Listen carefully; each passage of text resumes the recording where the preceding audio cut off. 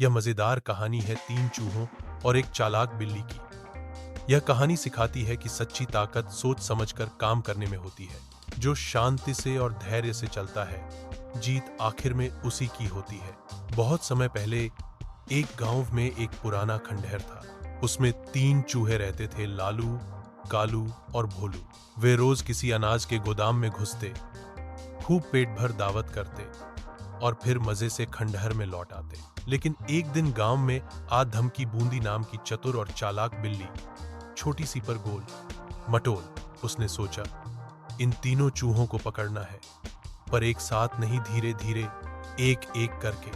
उसकी आंखों में चमक आ गई, जैसे कोई चाल दिमाग में पक चुकी हो। एक दिन बूंदी ने खंडहर के पास एक टोकरी में ढेर सारा चीज रखा और खुद पास ही आंखें बंद करके लेट गई, जैसे सच में मर गई हो। फिर वह बिना हिले डुले एकदम चुपचाप चूहों का इंतजार करने लगी। लालू ने देखा, अरे मुफ्त का चीज और बिल्ली मरी हुई। भोलू बोला, ये जाल हो सकता है। पर लालू हंस पड़ा, अरे तुम तो डरपोक निकले, अब देखना मेरी मस्ती। कहकर वह जैसे ही चीज की तरफ बढ़ा, बूंदी ने बिजली जैसी फुर्ती से झपट्टा मारा। लालू पकड़ में आ गया और गया काम से। अब बचे कालू और भोलू। दोनों डर के मारे थर थर कांपने लगे।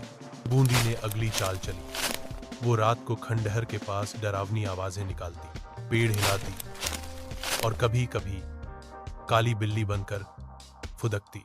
कालू तो डर के मारे घबरा गया। उसने कांपती आवाज में कहा, मैं तो अब गांव छोड़कर जा रहा हूं, ये जगह तो मनहूस हो गई है। वो भागा, लेकिन बूंदी तो पहले से ही पेड़ के पीछे छुपकर उसका इंतजार कर रही थी और फिर वो भी निपट गया। अब बचा था सिर्फ भोलू, वही चूहा जिसे सबसे सीधा और मूर्ख समझा जाता था। दिखने में भोला, पर असल में सबसे समझदार। भोलू ने सब कुछ चुपचाप देखा, ना घबराया, ना कुछ कहा, बस ध्यान से हर बात को समझता रहा। अगर आपको हमारा वीडियो पसंद आया हो तो चैनल को सब्सक्राइब करना ना भूलें। और हाँ, नए वीडियो की जानकारी सबसे पहले पाने के लिए बेल आइकन भी दबाएं। भोलू ने चुपचाप अपनी तैयारी शुरू कर दी। उसने अपने बिल में अनाज जमा किया, बिल्ली से बचने के लिए गुप्त रास्ते बनाए और बूंदी के हर कदम पर चुपचाप नजर रखने लगा। फिर एक दिन जब बूंदी बिल के पास आई, भोलू ने खंभे से रस्सी बांधकर ऐसा जाल बनाया जिसमें बिल्ली खुद फंस गई। अरे, ये चूहा तो बहुत होशियार निकला।